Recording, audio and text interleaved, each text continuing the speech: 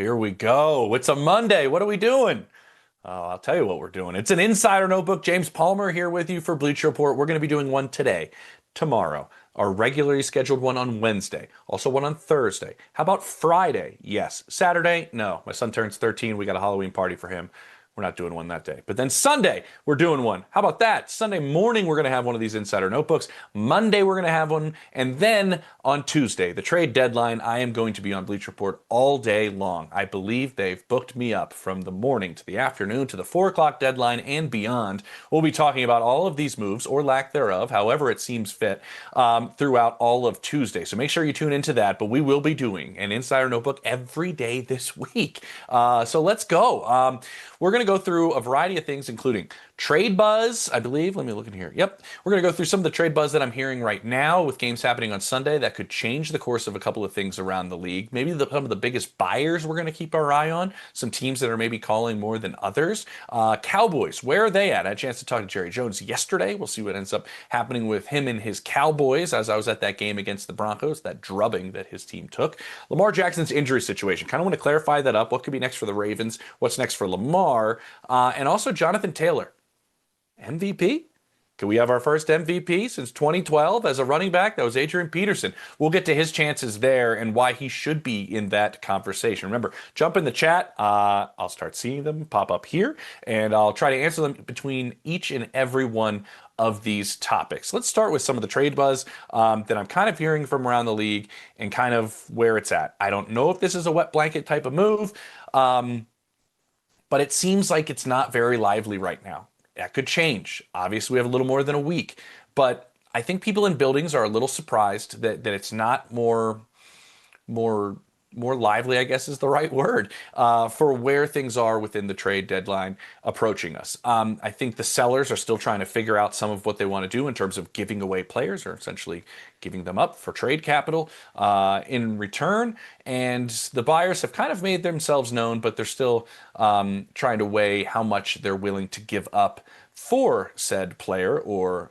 a commodity that they're looking to get and gain as they're trying to better their roster for a Super Bowl push. And they're evaluating their rosters to see if the actual Super Bowl push is actually realistic. I do think a lot of teams are waiting to see what happened in week 7 and week 8 and see where they stood following that. I think that's a big part of this. Like the Jets are on a bye next week. What is going to be going on there? So certain things that are going on around the league are kind of slow right now, and some teams think it might be slow as a whole, but we'll see. We still have a week to go before that. Oh, here we go. Now we're going. Breece Hall, Kirk Cousins. I don't think anybody wants Kirk Cousins after that performance. I think I did tell you before we get to this buzz.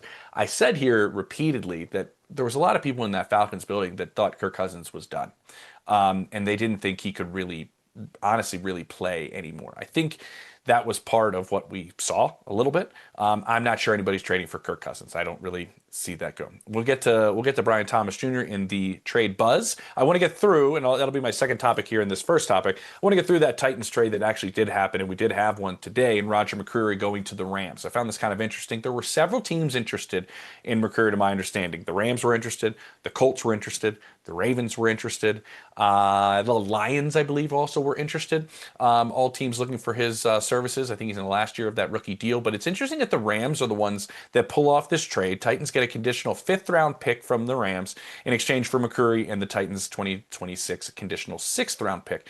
The Rams usually have a mindset of bulking up on the defensive line. They're going to make sure that they can get after the quarterback, affect the game, and then don't honestly invest that much into their corners throughout the years under Les Snead. That's really, there was a Jalen Ramsey part, but outside of that, recently that's the mindset of this defense. What does this trade kind of tell you? That I think we're going to make an effort to try to be all in this NFC. They believe that Matthew Stafford might be playing the best football of his career. Puka Nacua is expected to come back next week. My understanding also is that they believe with Nacua missing this time, it allowed for some added time for Devontae Adams and Matthew Stafford to get on the same page chemistry-wise. Remember, they missed that entire training camp together, and now this offense might be even better. I think they're making a push. We'll see if they're done, but I think they're making a push because they believe that they have a very, very small window with Matthew Stafford to make something happen. On the Titans side of things, I know some people are looking for wide receiver help across the league. There's a couple of teams, several actually, that are curious about receivers. Um, I think we're seeing that teams are more interested in the defense of the Titans. Now, everybody's pretty much available outside of Jeffrey Simmons and Cam Ward. I think when you look at it, and when I talk to people around the league, it's this. I think teams are more interested in getting players from the Titans defense if they can and calling about them as opposed to the offense, say Calvin Ridley or Tony Pollard, something like that, because I think the Titans still do have a sense that they'd like Cam Ward to kind of have some sort of success this season. Don't want this season to be a complete wash now that they're changing their coaching staff. So maybe that's why it's looking at the defensive side a little bit more. Maybe Arden Key or Draymond Jones or Cody Barton could all potentially be somebody that's on a move. I think Draymond Jones was just talking to the media a couple of minutes ago saying that he's not letting it bother him, that his name's coming up in trade talks. As long as he's in the locker room, he'll go out and play. He's a guy that can play inside and outside. He's been a pass rusher. So the Titans are still, I think, a team that could make another move or two. We'll see before the deadline hits. To Brian Thomas, because that's in here a lot. There's a lot of people coming in here on what they believe that should be the trade for Brian Thomas Jr. I want to say this. I think Liam Cohen came out this morning, more or less, and said they're not interested in trading Brian Thomas Jr. I do think this is worth discussing because of the new structure that's there. When Liam Cohen was coming into this season, I know throughout training camp that obviously BTJ was a focal point of this offense. He is an outstanding receiver that finished third in the NFL in receiving a season ago. I think he was tied for sixth in touchdowns. And everybody thought a big leap was going to happen this year.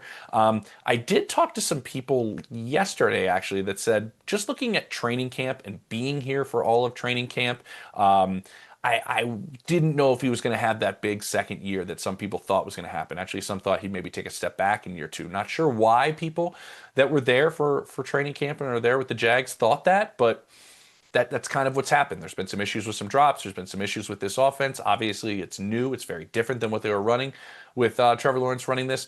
But it doesn't look like he's going anywhere. Now, here's the thing. You do have a new general manager in James Gladstone that's coming from, and that's why we put this in order, coming from working with Les Snead, who usually think a little bit differently than a lot of other general managers, have a tendency to F them picks and have an ability to go out there and be very aggressive and plan for the now and not worry about picks in the future if it's something you want to do. You saw what Gladstone did moving up for Travis Hunter. The people in this building think they are much more talented and better than maybe people outside of that building, and they think they're closer. That's why they made the Travis Hunter move. But at the same time, if you're a general manager kind of from this world, I think there's very few players in this league that are just off the books to listen to. So even if the reports, and I haven't even confirmed them myself, even if the reports are accurate that they were listening on calls from Brian Thomas Jr., first off, you're not doing your due diligence as a general manager to ask, well, what are you offering? Because what if it's something completely insane under the sun and you'd be a fool not to pass it up? Now, I do think you have to remember, receiver prices are skyrocketing right now. I mean, you have a lot of guys in the 30s now, in the high 30s, and you're hitting 40. And so to have a receiver this talented on a rookie contract is very, very valuable. And so that's the part that makes you kind of go, I don't really see that kind of happening. But I do think you do want to look at it and go, we don't know a lot about James Gladstone as a general manager. He is aggressive. And so this is kind of interesting, but he doesn't look like he's headed anywhere. That was always kind of the thought. I think Liam Cohen coming out and kind of saying that actually kind of changed a little bit. I do think they're still a little aggressive to look to go to the defensive side of the ball if they can add anything. If you look at the way they've restructured some contracts to try to free up some space, I think they still could be in the position to possibly add. Jacoby Myers is a name I wanted to put out there. We'll see. There's receiver needing teams. It doesn't seem like the Raiders are looking to aggressively part ways with players. That's obviously goes with Pete Carroll's style. He's not a big tear it down type of guy. We'll see if Myers ends up being moved. This could also be the Raiders playing the game of we're not going to give him away and hopefully drive the price up a little bit more for themselves, and that could help them in that sense as well. I believe he's still owed. Yeah, he's in a contract year, owed $10.5 million for this current season. So we'll see if they can. They're open to some extent, I think, but they'd like to be compensated appropriately for anything that happens with Jacoby Myers. I wanted to mention both those guys back to back too, because There is some people around the league that I talk to that believe trading a receiver midseason is not easy. And there could be some buyer's remorse about some of the teams that did it last year. I don't think the Devontae Adams trade or the Amari Cooper trade really went all that well for the teams that were buying, right? And so there's a lot you need to learn in terms of chemistry, timing, all of those things when you're getting receiver midseason come into play when you're looking to do it. And sometimes you overpay for these receivers. I mean, Buffalo grossly overpaid. I remember talking to people in Cleveland who never thought they were going to get a third round pick for Amari Cooper, who wasn't part of their plans after 2024. And so maybe those moves also might slow down, and the effectiveness of those moves from a year ago slow down really teams' interest in moving for a receiver this year. Let's jump into this chat because a lot of people are in here. Let's see. Very small window. I see that. Will the Bears draft a QB this year? Oh, come on, man. Is Lamar finally back? Whoa. We'll get to it. We'll see. My Steelers suck. That defense, that's the most expensive defense. If it's your Steelers, you know. They've been aging on that back end of that defense for a minute. There were concerns last year, if you remember. They thought it was Minkah Fitzpatrick, and maybe he had lost a step. And if we make a move in the back end and shift that around, we're a little bit slow back there. Minkah being in the middle, we can move on from him, and maybe, well, they get aggressive with Jalen, Ramsey, and they get Darius Slay. They didn't get younger back there, certainly. The defense is having an issue. Jordan Love was not sacked in that game on Sunday night. He wasn't. We'll get to some Eagles rumors for sure. Dallas doing something. We'll get to that as well.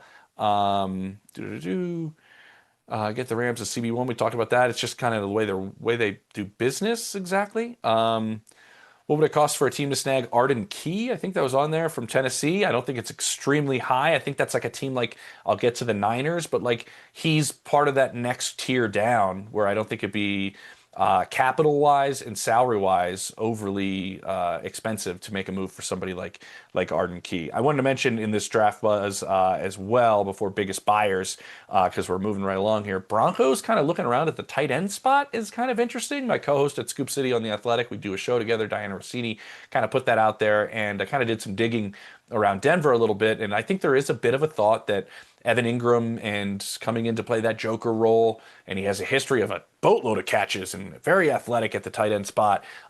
Is it fitting exactly the way they want it to fit? Could they be looking to see if they could add somebody as well if this isn't working the way they want it to? I think the flow and the fit of all of that maybe hasn't come as quickly as they want. Maybe that's why they're a little bit interested in maybe calling around to see if that's a possibility. Some people in my locker room also think maybe O-line help would be something Denver could be interested in. So it doesn't seem like wide receiver as much as some people kind of thought. So that's kind of my 2 cents on that. Also, Devin Singletary might have been a running back some teams might have been interested in. This Cam Scatteraboo injury probably changes that a little bit. Wanted to throw that in there before I get to the biggest buyers at the deadline. And we have a lot of questions on the Eagles. So let's do that. I'll say this. I'll throw the Eagles right here as a team in my biggest buyers category. I'd be pretty surprised if they don't end up making a move.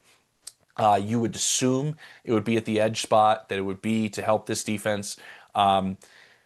The Brandon Graham move, to my understanding, and him coming out of retirement and joining this team, does not impact at all what they were going to do heading into the trade deadline. It's a nice addition. When he went down, I remember being at that game at SoFi and talking to coaches. He was their best edge rusher last year before he went down. Now at 36 or whatever he was very limited in terms of the number of snaps he can get you. But he can still go out there and rush the passer. He's still very, very good at it. He was last year before he retired. And so him coming back, my understanding is, does not change the aggressiveness that Howie Roseman's going to have towards this deadline and trying to make a move and add something. I'll say this, it's terrifying that Howie's on a bye during the trade deadline. Guy gets antsy. Somebody might have to tell him to sit on his hands. No, but I think they know where they're at right now. They're in the position to acquire players. A.J. Brown is not going anywhere. We can reevaluate the A.J. Brown situation, by the way, after the season. They want to go for a Super Bowl repeat. If things are completely awful, by the end of the season, and it's just not, something you can repair, the picks are still there before the draft if you wanted to move A.J. Brown. I'm not saying they're going to do that. I'm just saying they're not going to do it at the deadline. Maybe after the season, you still have an opportunity to do it, and the picks are still there before the draft if you wanted to do that. Look for the Eagles to be somewhat aggressive. I know that they want to add to that defense. Could it be corner? Could it be edge? We'll see. But I think that's a team that's definitely going to be aggressive. Any shot Niners offer for BTJ? No. Their receivers are starting to come back. Don't worry. Brees Hall's been one of the wildest ones to look at. I see that on here a couple times.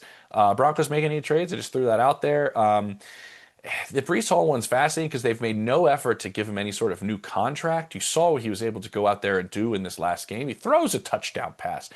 He's all over the field. He's an outstanding back. If you do make a move, if the Jets right now, if they're in an evaluation process, which my understanding is about where they're at, they got their first win. Emotional, by the way. Nick Mangold, fellow Buckeye. He was there when I was there at Ohio State. But tragic, absolutely awful. But to football, I, they haven't made an effort in the contract. If you do want to make a move for Brees Hall, the understanding I have is that you're going to have to attach a new contract to it in some capacity, whether that's at the end of the season or it happens immediately. So it still hasn't moved there. It doesn't seem like they're aggressively trying to move him either. That's the interesting part. Kyle Pitts, I see his name on there. I don't think, speaking of teams not interested in giving a player another contract, they do think Kyle Pitts has dramatically improved this year compared to years past in Atlanta when I talk to people there. But they've never even made an offering in terms of a contract extension. I think that puts you a little idea of where they see him fitting right now. But I think that he has played well for them. They've liked what he's done this year. Kamara is not really a possibility anywhere. I do think we want to put it into note that Mickey Loomis is very understanding about veterans and what they want and what they're thinking and what they would like. And he knows Alvin wants to stay. I think the same thing with like Brandon Cooks or somebody like that, one of these receivers that could possibly be on the move, whether it's Shaheed or somebody like that. I think he listens to a lot of guys, specifically his older guys. All right, let's go. I think Niners, I'll go. I feel like I'm taking forever here. I think the Niners are definitely looking still at edge rush. I don't think, obviously, you can get anybody that's going to give you the production of Bosa, but you saw what happened going into Texans team that hasn't been able to protect CJ Stroud at all, and you couldn't get any pressure on him whatsoever. I think they'd like to make a move. I think it could be a team that's essentially a buyer. What the Niners, to my understanding, need to do and are doing is, are we legitimately a Super Bowl contender? We've had to have this cap roster reset. We've had to have this salary kind of reorganization going on.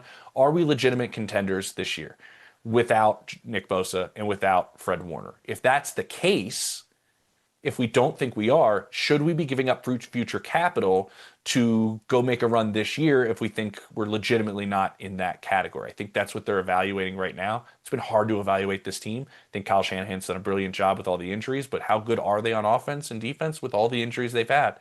A lot of these receivers are coming back. There's a good chance Purdy comes back in week 9, to my understanding. We'll see if it ends up happening because this has been touch and go. He hasn't really had back-to-back full practices. I think that needs to happen, but I think that evaluation process with the Niners is definitely going on. I think the Steelers are looking at receiver, but they need to make sure, and this is their evaluation process to my understanding, is that receiver going to be far and away better than Calvin Austin, who they like a lot? And if it is, then maybe you make the move because they've been very open about being as aggressive as possible to surround Aaron Rodgers with as much talent as possible. So keep an eye on the Steelers, but I think they're trying to see, is that player far and away better than Calvin Austin? He brings you some speed, he brings you some other things, but he's limited because of his physical traits a little bit. Could they find somebody, and is it worth giving up with this Aaron Rodgers window? Cowboys, standing pat, let's go. Any D-line help for the Steelers? Steelers need some help right now, for sure. Let's see, what's a dark horse trade you think could happen? That's interesting. Well, the same person, Kevin, you asked about the Browns to be sellers at the deadline. I think the Browns are certainly sellers. Somebody like David Njoku, possibly Shelby Harris, possibly somebody like that. We'll see. I think they're in an interesting spot with their young core. Could they make a move? We'll see. As a BTJ fantasy owner, if he does get traded, I want him to go to a team that's no money. I get it. Are the Dolphins cleaning house? It doesn't seem like that's the case right now, but I wouldn't be surprised if they sold just a little bit there for sure. Patriots willing to trade picks, but who's on their radar? Yeah, I think they're going to do it within reason, New England. Could they acquire somebody? And I think it would have to be part of the future, possibly. I think that's part of the thinking. Not giving up, you're in the early part of this whole new Mike Vrabel era. Giving up a bunch of capital for somebody that's not like a big part of your future plans is probably something that they don't want to do, but I think they'd be looking for sure. Chiefs interested in running back or DT. I'd say defensive tackle, much more so. Ridley or Myers would fit well in Pittsburgh. People are really split that I talked to around the league on Calvin Ridley, by the way. A.J. Brown to the Browns. That's fitting. No, he's not going anywhere. Logan Wilson could be on the move. That's something that's there. Cowboys standing pat. This defense is bad. Watched it firsthand on Sunday. I mean, it's really bad. There's nothing they do well. There's nothing they can hang their hat on all three levels. They're just not good. And so the thought was that Jerry was looking maybe at defensive tackles, or Jerry was looking at edge rushers, maybe more D tackle. And he was looking to maybe improve this group because there's a thought in your mind: don't waste a great season by Dak Prescott. And this offense is one of the best in football. Yes, they hit a elite defense, and that stifled them this past Sunday, but they still are a great unit with two great receivers, tight end, running back, everything. Do you not want to waste that season? I'm getting the sense, Jerry said after the game, speaking to us in the hallway, like, this loss and the way it went and getting out physical like crazy doesn't change his aggressiveness or thought process or demeanor towards the trade deadline. My hunch is that maybe do something, but it's nothing that really dramatically moves the meter and is any sort of big move. I could see them maybe improving their defense in some capacity. I will say this: Jerry really, really likes the picks he has, and I think he's excited to use those picks. I'm not sure if he's excited to burn all of those picks. I'll get this Lamar Jackson injury real quick, and then we'll go through a lot of these here. I don't think Achane is a possibility of getting traded. No. Travis Hunter breakout season now after his big game versus the Rams. They're still waiting. I think we're seeing it. He's doing something that nobody's ever done before. I think it's going to take time. They still want him to play both sides of the ball. He hasn't been an impact player on either side. I think that's a slow burn there, but I think it is starting to slow down for him on the field just a little bit. The Lamar Jackson injury situation, I just want to clear this up just so everybody kind of knows. He practiced it on a limited basis on Wednesday and Thursday. He practiced in full on Friday, but that full participation was running the scout team, not running the first team offense that Snoop Hundley was running. So whoever puts their injury report out, and John Harbaugh said it's not him. He said it's the medical staff in the PR department, that they got together and said that he took the number of reps where you could be considered a full participant. But the NFL rule policy states, quote, participation on the scout team, no matter how extensive, by a player whose normal repetitions would be with the starters, but for his medical condition, would not alter the player's proper designation as a limited participant. So what could possibly happen here? Because the league is investigating that the Ravens were not fully transparent about the status of Lamar Jackson for competitive advantage reasons. They could lose draft picks. They could be fined. Those things are all on the table right now while this investigation goes on. The legalization of gambling plays a part in this, obviously, because of the way lines move and because of these injury designations need to be as honest as possible. What's going on in the NBA obviously sheds a greater light on this. But to football, I would say there's a good chance Lamar plays on Thursday, and he's headed certainly in that right direction. Lamar's part of this as well. He had nothing to do with the injury designation. He's just one of the hardest players to evaluate. He could not practice all week and play, and then he could practice all week and not play. But that's kind of where it stands with Lamar. And to clarify that a little bit, I do not think Chris Olave is moving. I think he's the one that possibly stays. I think he has the greatest of the three receivers chance to stay with the Saints. Cooks could be on the move. Shaheed could be on the move. I think people are called and interested. I think Olave might be the one that stays. Bears and your quarterback, hear anything along those lines? Well, here's an interesting one. With McCreary getting moved today, I did hear that the Ravens, the Colts, and the Lions and the Rams were all interested in him. I didn't hear the Bears. I'm not sure if that's just player specific, but I figured it'd be worth noting to you there as well. Colts news. I think the Colts are in that difficult spot where you have the best record in the AFC there. You're playing outstanding football on both sides of the ball, specifically on offense. Do you want to make a move to make this Lou Anarumo defense better? I think you'd like to. I think you'd like to improve that group. You also have a locker room that is working right now. And sometimes that plays a factor in whether you make a move or not because everything is kind of working in its spot. But I wouldn't be surprised if up front they wouldn't be interested in maybe getting somebody to come in and help out there a little bit. Reek Wallen to Dallas. I want to mention this because the Trayvon Diggs situation is fascinating.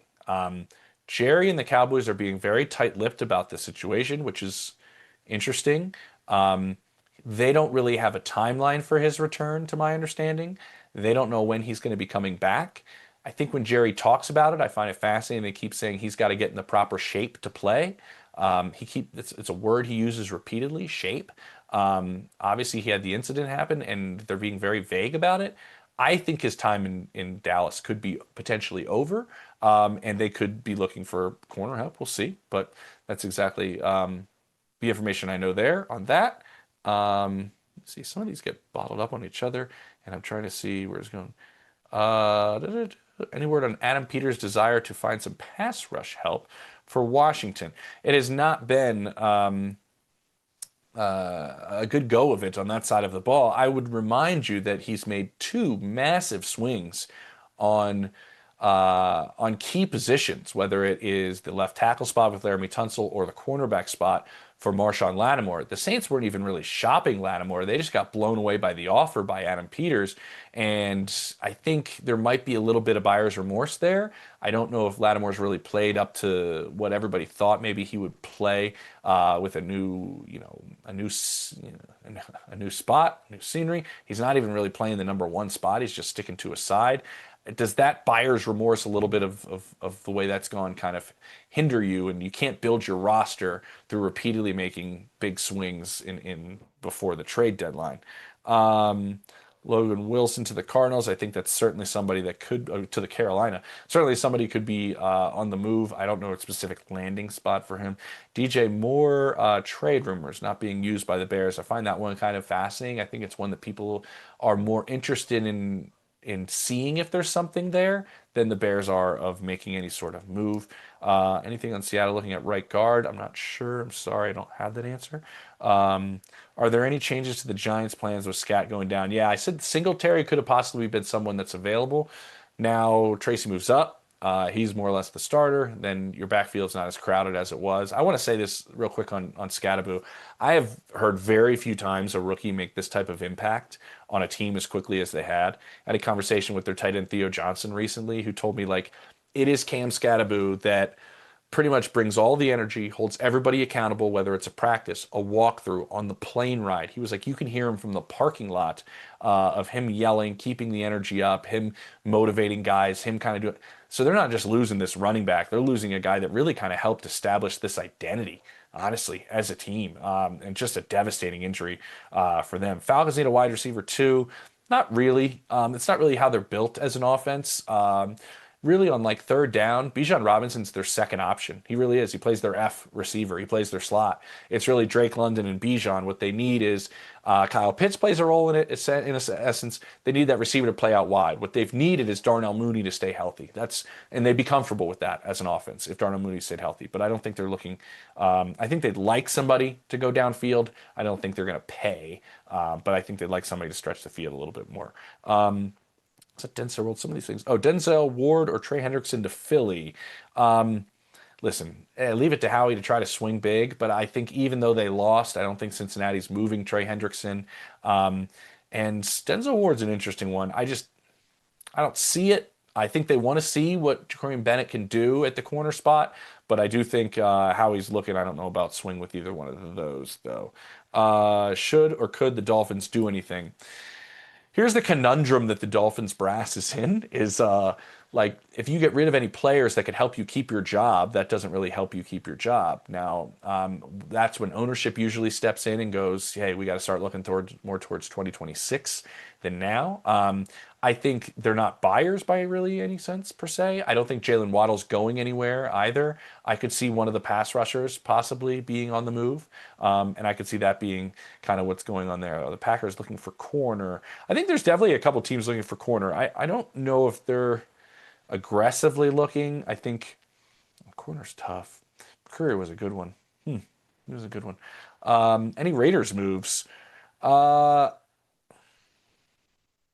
I know they're kind of looking around at like defensive line, but we'll see about the Jacoby Myers situation and see what happens there. If they end up moving him or not, they could end up moving him and then acquire a receiver back. We'll see what ends up happening. Let's get to Jonathan Taylor. We're about to be out of time. Oh my goodness. I asked Copilot, when was the last time a running back had over 2,000 scrimmage yards and 20 TDs and didn't finish top three in the MVP voting? And guess what? Copilot said the most notable case of a running back who had over 2,000 scrimmage yards and 20 touchdowns, but did not finish top three in the MVP voting. Chris Johnson, 2009. Man, Chris Johnson used to be able to move, man. That guy could go. Jonathan Taylor has a very good chance of maybe winning MVP this year. Now, a running back hasn't won it since 2012 with Adrian Peterson, but he is everything for this Colts offense right now. Now they've taken it to another level because they've got a competent quarterback. They got a tight end that's kind of a Swiss Army knife, and they're multiple years into this system that Shane Steichen's running, and he's a very good play caller. But I think what makes Jonathan Taylor so special is he's playing so much better than he did when he won Offensive Player of the Year in 2021. He's stronger than most speed backs, and he's faster than most power backs. He can kind of do everything. The balance is off the charts. He gets explosive plays in the run game, which is something that's lacking across the NFL big time. And it's a big reason why Philly was so dominant last year, is they got those from Saquon Barkley. So Jonathan Taylor getting himself into this MVP conversation, I think a lot of people are kind of buying it right now. But it's an interesting one right now, 8 weeks in. I think Drake May's in that MVP conversation, which is fascinating. What does it say? Oh, LOL, dude just skips over every time. Oh, sorry, Buck's Life. What would you like to know? I could go find you. And there it is. Bucks, question mark. Skips over it every time. I haven't heard much from Jason Light, honestly, in terms of where they're at. Obviously, they're dealing with a number of injuries and what's going on there, but I haven't heard anything about Tampa making any sort of major moves or being overly aggressive in terms of contacting teams. Again, we have a week. We'll see if that changes, but I haven't personally heard of them being one of the teams that's being overly aggressive calling about certain players. Dude didn't skip over it. Any Raiders news? Kind of did that. Oh, clown emoji. What a bummer. Tony Pollard moving. I mentioned that kind of. They're more inclined to move defensive players in Tennessee right now than they are offensive players. Doesn't mean it won't happen, but that's kind of where they're at right now. What can the Niners do? Geese always just bit by the injury bug no matter what. It's injury situations that are brutal, but they should start getting some guys back on that offensive side of the ball for sure. I just don't think you ever replace Fred Warner, and I don't think they can trade for somebody the caliber of Nick Bosa. There's not many players on the planet that can do that. So that's kind of where that's at right now. So all right, we'll have more tomorrow. Hopefully some different stuff. Hopefully we get some different things. Christian Wilkins just fell off the planet, or did I miss something? No, he did just fall off the planet. BTJ to Buffalo, I'll say this. I think they are still looking at receiver. Somebody outside on the boundary really would help this team in terms of their predictability, in terms of the way that they want to attack the intermediate passing game, which is something they haven't been able to do. So keep an eye on them. I know they got bit by the trade last year. Does that make them hesitant this year? Possibly. I've heard that a little bit in terms of buyer's remorse around the league about seeing some of those trades didn't work out. So we'll see. So all right, everybody. I will see you tomorrow, and then I will see you Wednesday and Thursday and Friday and Sunday and Monday, all before the trade deadline. So appreciate you all hanging out. I truly, truly do. I don't intentionally mean to skip over anybody else on this. I will try to answer as many as I possibly can. All right. Appreciate it. Take it easy.